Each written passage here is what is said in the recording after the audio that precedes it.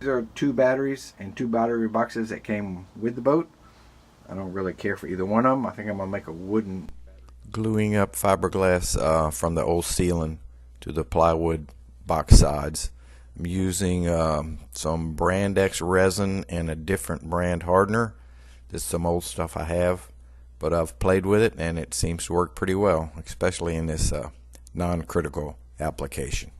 So my bastardized epoxy all cured up in spite of the cold, and the joints were cut on the table saw before I glued the fiberglass, and then I trimmed the fiberglass with the grinder, with the thin wheel. I have to trim this curve. This is where the wires come out of the box, but it is ready to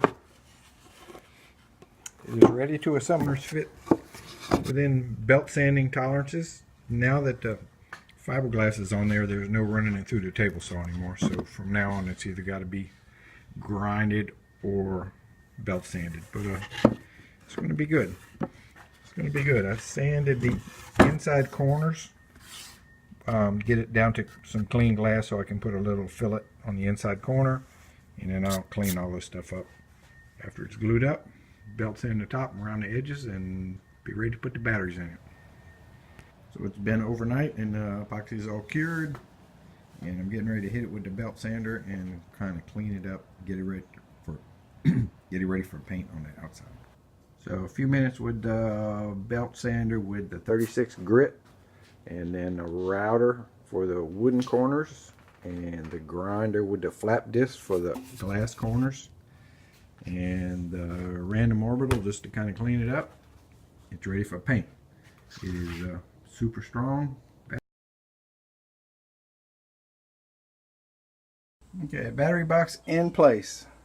It's got pretty white Tenemic 66 epoxy paint on it, but more importantly, it's lined with fiberglass. So I'm going to sort out these wires and get them a little neater than they were to first go around. And we will need a top, but we'll have to make that another day. So I think I got these 2 batteries sorted out for now. I've changed them like 5 times, but I think I have them what I want. I have the 2 batteries. The grounds are connected together. One ground goes all the way up to the front of the boat. That's the original. And one ground goes to this little local ground strap for whatever 12-volt stuff I'll put back here. And the 2 hots go to the battery switch, so I can pick which battery I'm going to use or turn them both off. And that feeds the front panel. And at the front panel I have a big key switch that turns everything in the boat that's 12-volt off. And from that key switch it comes back through this wire, which is on a 30-amp breaker, which controls all the local stuff in here, and the toilet in the bathroom, and a couple other 12-volt stuff on the back end of the boat. What it does not control is the big bilge pump. The bilge pump is wired directly to the battery, so you cannot turn off the bilge pump when you leave the boat by the switch up front.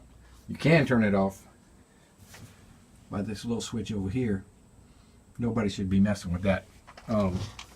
Same with the bilge pump up in the front. It is tied to a hot wire before that big switch, so that when we shut down the boat and leave, the 2 bilge pumps are still connected to the batteries.